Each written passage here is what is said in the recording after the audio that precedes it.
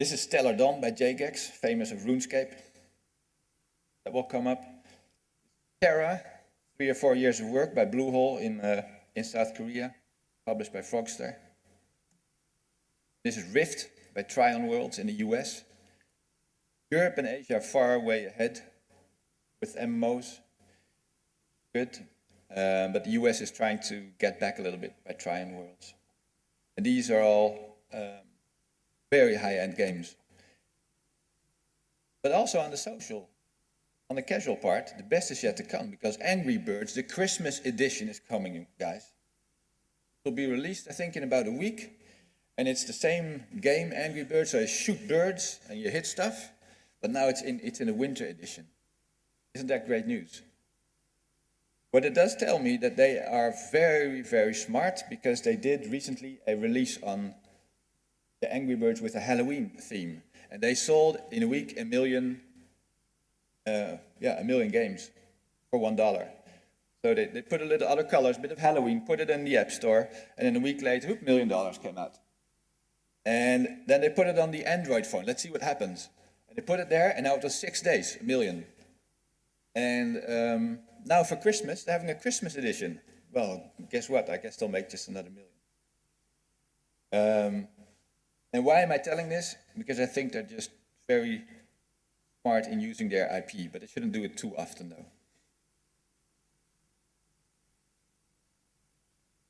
Yeah, and in the end, it's I stated that all the game platforms are, in principle, have become free-to-play platforms. So everybody's speaking about conversion. How can I get people to pay? How can I get people to cut their hair off or shave their beard? This is a typical payer on the right, and that he looked like that before he started paying. Another graph that's up for free shows the German MMO market.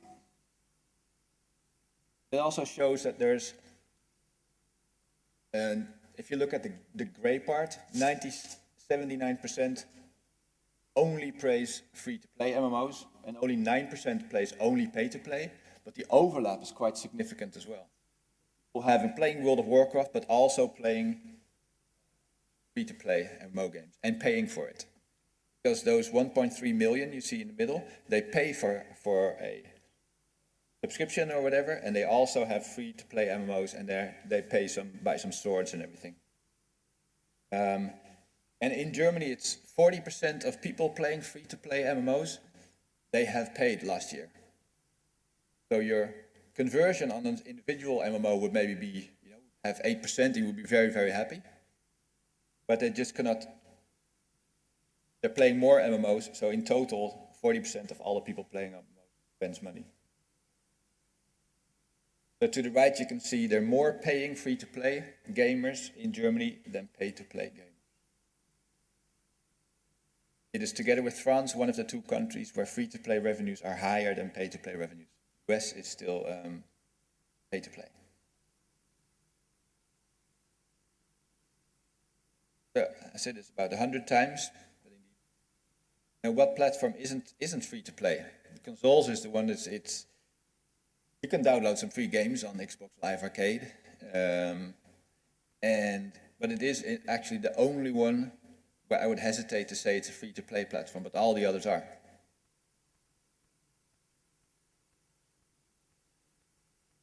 Thing which is for game developers, if they are here in the room, if you've got a free to play business model and you've got to convert people to paying, there's a big change for game developers, because your business model needs to be co-developed together with your game, and if possible be a part of the game, because it should be fun what you get when you're spending money. So you need some different knowledge on game development teams now to be able successful in this new world, and I think some game developers are finding that very challenging. That is where Americans are very good, because they always have about crazy business models. Farmville. So it's become such a mass market that retail is becoming important again. Look at all the gift cards with virtual currency there on the left.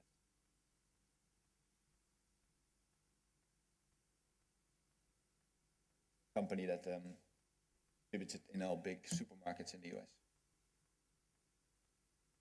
Me in about 10 years, I think. A couple of, I think somehow the term gamers no longer applies. Gaming is a phenomenon and part of everyday life, and part of every family. And we can no longer make a casual core distinction in people, because almost everybody does both. Could segment a little bit in type of games, but not in people. The choice of game depends on the time of day, the place that you're playing, the social setting, which need you're trying to satisfy. And of course, everybody has some personal theme preferences.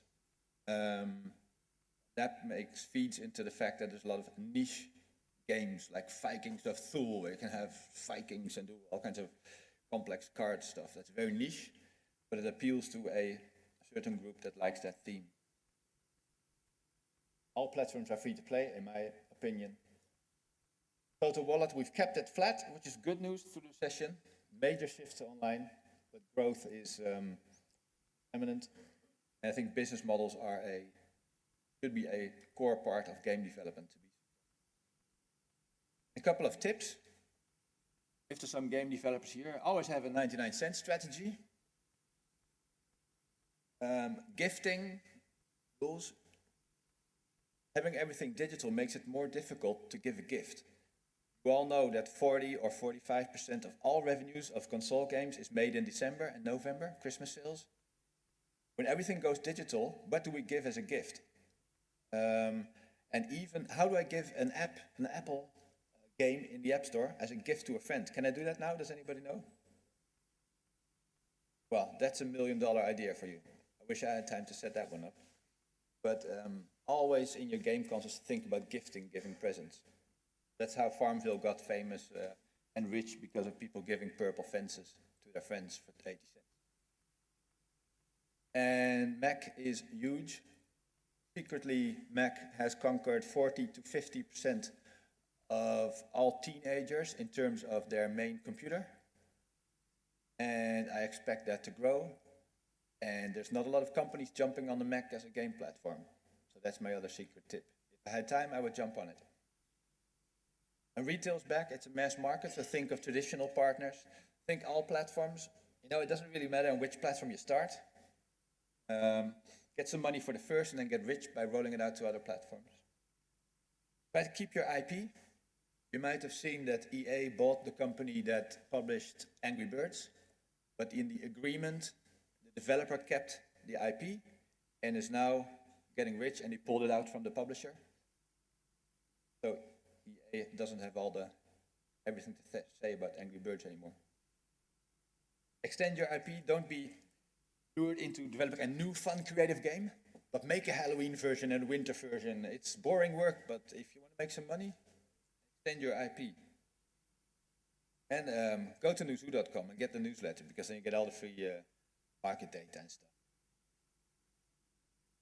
Before I close off, there's some news that we have been doing a lot of Western countries now for 2.5 years, but we found a good partner in Global Collect, which does payment for Zynga and everything for BigPoint, I believe.